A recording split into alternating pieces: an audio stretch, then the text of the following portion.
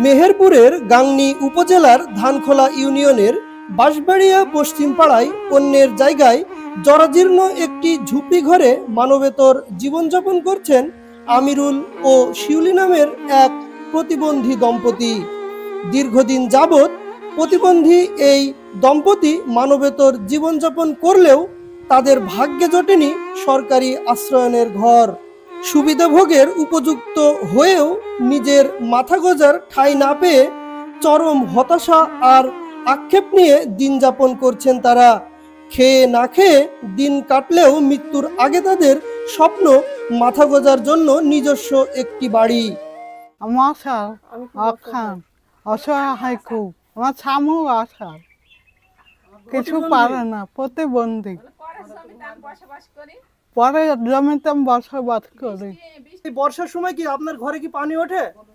পানি ওঠে, সাপ ওঠে, আপনার থাকতে অনেক কষ্ট হয়। কষ্ট তো হয়।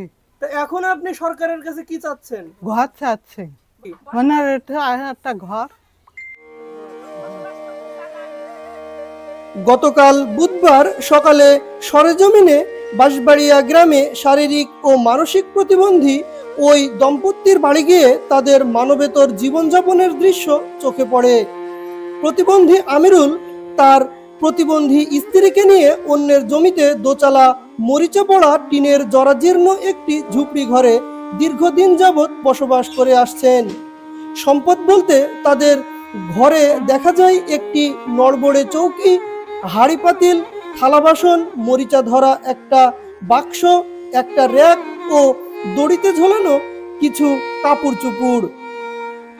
আমিরুলের প্রতিবেশীরা বলেন, নিঃসন্তান এই দম্পতি কষ্টে বেঁচে আছে। তাদের না আছে কোনো ফসলি জমি, না আছে বাড়ির জমি। এরা ধরেন গরিব মানুষ, আপনারাও দেখছেন, আমরাও দেখছি। এরা চাই চিন্তি খায়, কাজ কাম তো পারে না, অসাল, দুজনের প্রতিবন্ধী। ওই হাতে সময়তে মানুষের সাহায্য মাহায্য দেয়, হয়তো ফিতরা মিত্রা তোলে, এই চাই চিন্তি এইভাবে কোনো রকম দিনপত্র চলে। এরা বাস করছে ধরেন পরের জায়গায়, নিজের জমি জায়গা নেই। এগুলো সরকারে বললে ঘর বাড়ি দিয়েছে অনেক জায়গায়, কিন্তু এদের দেওয়ার মতন লোক নেই। হ্যাঁ, গরিব মানুষ, এরকম গরিব আবার দেশে আছে, পাগল ছাগল মানুষ, চাই চিন্তি কোনো রকম খায়।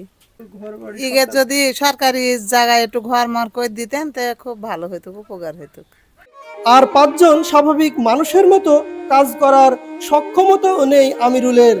নিঃসন্তান আমিরুলকে দেখার মতো কেউ নেই, তার মা বাবা মারা গেছে অনেক আগেই। প্রতিবন্ধী আমিরুল মাঠে অন্যের ভেড়া চড়িয়ে কোনো রকমে সংসার চালায়। তাদের জন্য প্রতিবন্ধী ভাতা ছাড়া সরকারি কোনো সহায়তা চোখে পড়েনি। স্থানীয়রা আরো বলেন, এই দুই প্রতিবন্ধী দম্পতি কোনোদিন খায়, আবার কোনোদিন না খেয়েও থাকে। তারা যে ঘরে বাস করে সেই ঘরটাও বসবাসের উপযোগী নয়।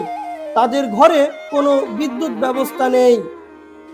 সরকার থেকে তাদের মাথা গোঁজার জন্য একটা ঘরের ব্যবস্থা করে দিলে তারা শান্তিতে রাত পার করতে পারত।